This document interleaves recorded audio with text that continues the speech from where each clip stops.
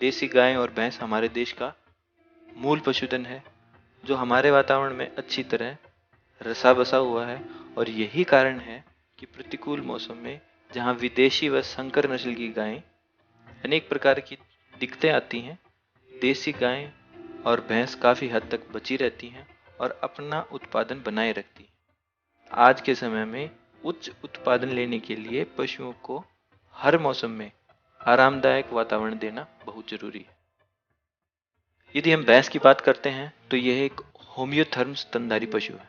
होम्योथर्म वो जीव होते हैं जिनके शरीर का तापमान हर वातावरण, हर मौसम में एक समान रहता है।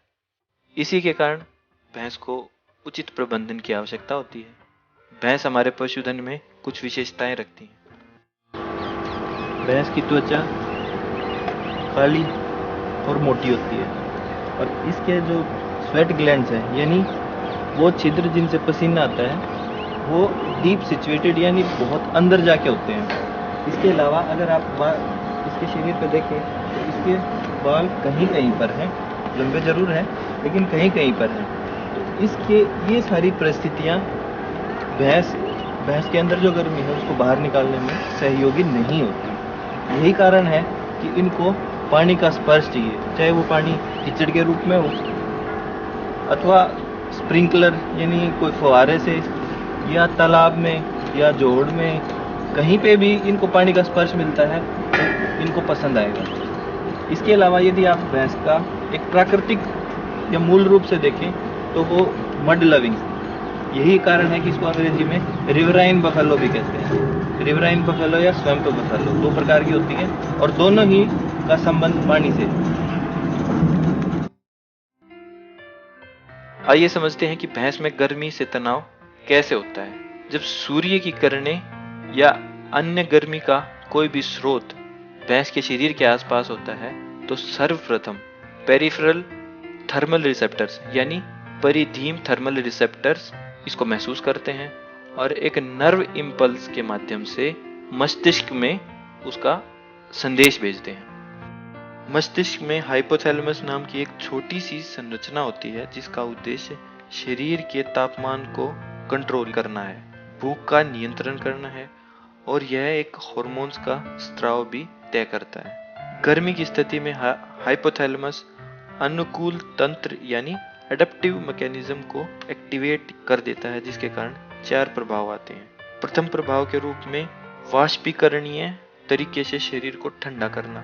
इस तरीके से पसीना आता है और पशु हांफने या तेज गति से सांस लेने के कारण शरीर की गर्मी को बाहर फेंकता है। दूसरे प्रभाव के रूप में गैर वाष्पीकरण तरीके से गर्मी का कम होना है, जिसमें मुख्य प्रभाव भूख तथा प्यास पर पड़ता है। पशु की भूख कम हो जाती है जिसके कारण कम चारा खाता है, कम जुगाली करता है और पानी की जो प्यास है वो बहुत ज्यादा बढ़ जाती है। तीसरा प्रभाव मेटाबॉलिक एडजस्टमेंट्स यानी मेटाबॉलिक समयोजन के रूप में देखा जाता है। इसमें कुछ पदार्थ जैसे कैटाकोलामिन्स, ग्लूकोकॉर्टिकॉइड्स, मिनरलोकॉर्टिकॉइड्स के उत्पादन पर पड़ता है। चौथा और महत्वपूर्ण प्रभाव हाइपोथैलेमस के रिलीजिंग फैक्टर्स यानी हाइपोथैलेमिक कारकों का कम मात्रा में स्राव है, जिसके कारण असामान्य समस्थिति भी हो सकती है, जिसके कारण अनेक प्रकार के प्रभाव पड़ते हैं। पिट्यूटरी ग्रंथि के हार्मोन्स जैसे प्रोलैक्टिन, ग्रोथ हार्मोन, एलएच तथा थायराइड हार्मोन्स की मात्रा रक्त में कम हो जाती है। इसका बुरा असर पशु के उत्पादन पर पड़ता है, जिसके कारण दूध उत्पादन, प्रजनन, शरीर विकास तथा रोग प्रतिरोधक क्षमता कम हो जाती है। यही नहीं, जैसे कि पहले ही बताया गया है, गैर वाष्पीकरण तरीके से शरीर को ठंडा करने की एक प्रक्रिया होती है, जिसमें यदि ठीक से काम ना करें उत्पादन में कमी आती है। यदि गर्मी का प्रभाव लंबा होता है तो गर्मी से शरीर थकना शुरू कर देता है, जिसे हीट एग्जॉशन कहते हैं। इसके कारण होम्योस्टेसिस ब्रेकडाउन यानी असामान्य समस्थिति का बनना है, जिसके कारण भैंस मर भी सकती है। यदि मृत्यु ना भी हो तो भी पशु के उत्पादन में स्थायी हानि हो जाती है। गर्मी से भैंसों और अन्य पशुओं को बचाने के लिए जरूरी है कि पशुशाला के स्थान का चयन उस स्थान की जलवायु और मौसम के हिसाब से किया जाए। पशुशाला हमेशा ऐसे स्थान पर हो जहां पर्याप्त मात्रा में ताज़ा हवा, ताज़ा व शुद्ध पीने का पानी तथा कम से कम ध्वनि व वायु प्रदूषण हो। इसके अलावा इस बात का भी विशेष ध्यान रखें कि गर्म हवाएं या लू पशु को सीधे सीधे प्रभावित ना करें। शहरी इलाकों, विशेष तौर पर व्यावसायिक डेयरियों में गोबर और पशु का मूत्र फर्श पर इकट्ठा होने से नमी बढ़ जाती है। इसके लिए एग्जॉस्ट पंखों का इस्तेमाल करें। डेयरी के लिए आजकल विशेष पंखे भी उपलब्ध हैं, इनका प्रयोग करें।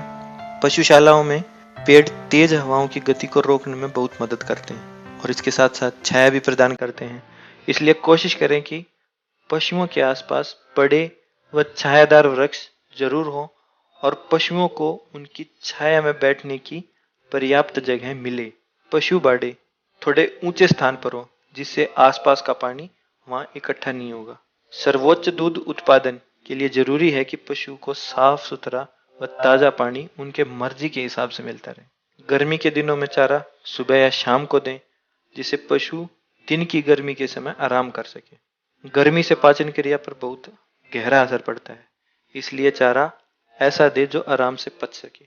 दाने में स्पेशली प्रोटीन की मात्रा ज्यादा होनी चाहिए। आमतौर पर गर्मी में 20 से 25% तक प्रोटीन पर्याप्त होता है। सभी श्रेणी के पशुओं को खनिज लवण मिश्रण यानी मिनरल मिक्सचर जरूर दें जिससे उनकी उत्पादन क्षमता बनी रहे। प्रतिकूल वातावरण को सहने की क्षमता बदलते मौसम में कम हो जाती है, जैसे आती हुई या जाती हुई गर्मी।